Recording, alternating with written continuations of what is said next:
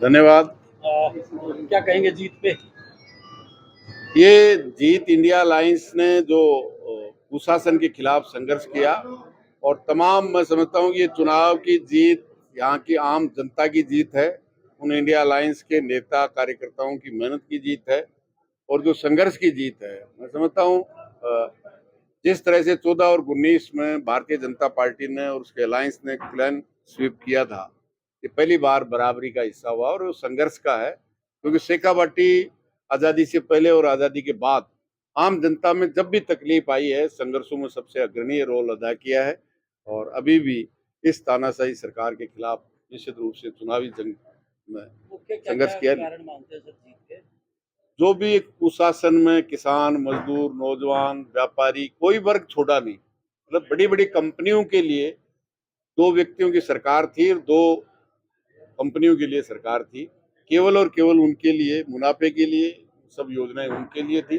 जो भी वायदे भारतीय जनता पार्टी ने किए थे 2014 में, जिनके आधार पे देश की जनता ने उनको 30 साल के बाद किसी एक दल को स्पष्ट बहुमत दिया था और एक दफे नहीं 2 दफे दिया था, लेकिन एक भी वायदा पूरा नहीं किया। और अफसोस इस बात का है कि पुलवामा को हुए 5 साल से ज्यादा हो गए, 2019 के चुनाव में हुआ था, 5 साल में अभी तक जांच करके सरकार ने नहीं बताया कि इतने भारी मात्रा में आरडीएक्स किस तरह से आई, किसकी गलती रही और किस तरह से 40 जवानों की शहादत हुई और उसके लिए कौन सी गलतियां थी।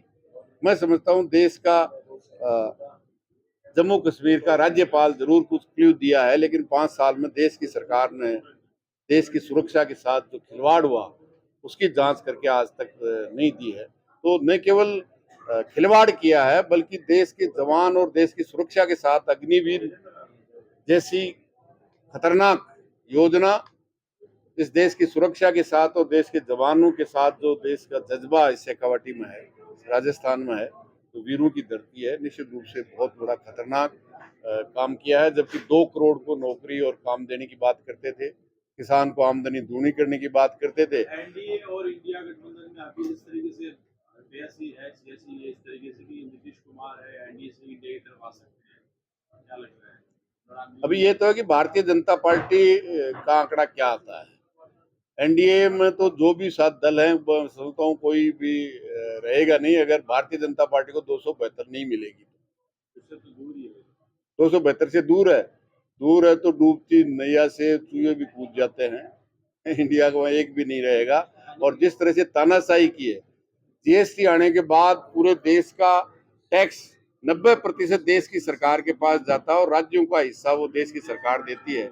उसमें जिस तरह का भेदभाव किया है, इसलिए कोई भी दल भारतीय जनता पार्टी के साथ नहीं रहा। सभी है, जिसकी जितनी हिस्से भागीदारी, जितनी हिस्सेदारी, हर तरफ से उन्होंने तो जनगणना को भी बाहर रखने का काम किया है। क्या नीतीश कुमार पे कुछ दाव कर सकते हैं? नीतीश कुमार छोड़ सकता है, आप क्या उम्मीद करते हैं? भाई ये तो अभी दिल्ली में होगा। दिल्ली में इंडिया गठबंधन की मीटिंग 1 तारीख को हुई थी और उन्होंने एस्टिमेट किया था कि लोगों की मिलने से भावनाओं से 295 है। अभी संपूर्ण रिजल्ट आएगा, कितनी आती है भारतीय जनता पार्टी को। मैं ये कह सकता हूँ कि 272 नहीं आएगी भारतीय जनता पार्टी को, तो फिर भारतीय जनता पार्टी का प्राइम मिनिस्टर नरेंद्र मोदी नहीं बनेगा। कौन छोड़ने वाले कौन कौन होंगे सबसे पहले?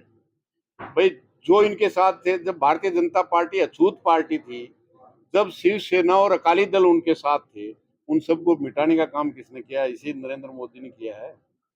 उसके दो पहाड़ करने का काम। नीतीश कुमार वो पलटू राम कभी भी आ सकते हैं, जा सकते हैं। और इंडिया गठबंधन से पीएम चेहरा कौन होगा अभी?